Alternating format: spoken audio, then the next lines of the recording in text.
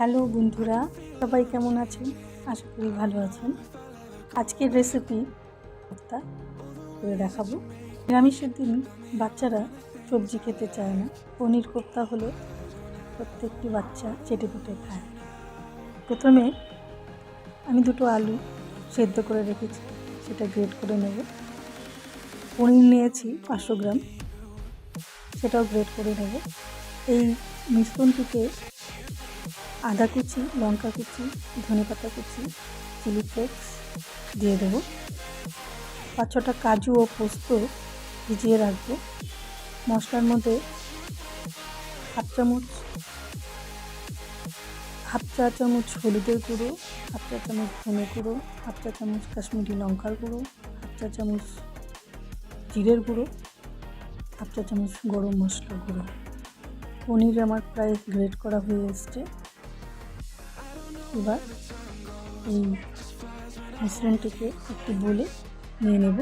এবার এই মিশ্রণটির মধ্যে আদা কুচি, ধনে কুচি, লঙ্কা কুচি, চিলি ফ্লেক্স, হলুদের গুঁড়ো, স্বাদ মতো লবণ, কর্নফ্লাওয়ার বাইন্ডিংসের জন্য,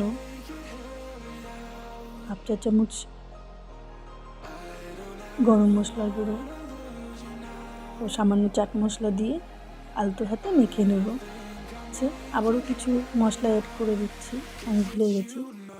কাজু ও পোস্তটা জলে ভিজিয়ে রাখছি। এভাবে আলতো হাতে মেখে নিতে হবে।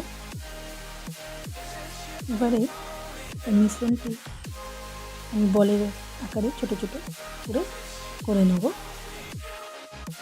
আমার কোপ্তা রেডি। এবার চলে যাচ্ছি, এবার কাজু পোস্ত মিক্সার গ্রাইন্ডারে পেস্ট করে নেব, সেটা ঢেলে নিচ্ছি। দুটো টমেটো পেস্ট করে নিব। এবার কড়াইতে আন্দাজ মতো তেল দিয়ে কোপ্তাগুলো এক এক করে ভেজে নেব।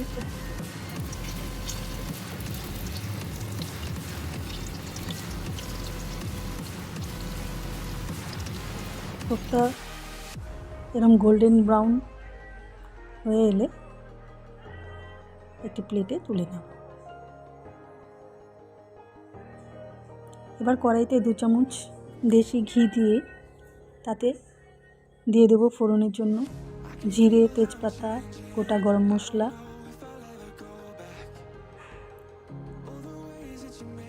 ভালো করে নেড়ে চেড়ে সুন্দর গন্ধ বেরোলে টমেটো পেস্টটা দিয়ে দেবো। নেড়ে চেড়ে মশলাগুলো অ্যাড করে দেবো। ধনে গুঁড়ো, জিরে গুঁড়ো, লঙ্কার গুঁড়ো, কাশ্মীরি লঙ্কার গুঁড়ো দিয়ে আবারও নেড়ে চেড়ে কাজু পেস্টটা দিয়ে দেবো। স্বাদ মতো নুন, চিনি ও কসুরি মেথি দিয়ে ভালো করে আবারও কষিয়ে নেব। দেখুন বন্ধুরা, কি সুন্দর কালার এসছে। এবারে পরিমাণ মতো জল দিয়ে কোপ্তাগুলো ঢেলে দেব।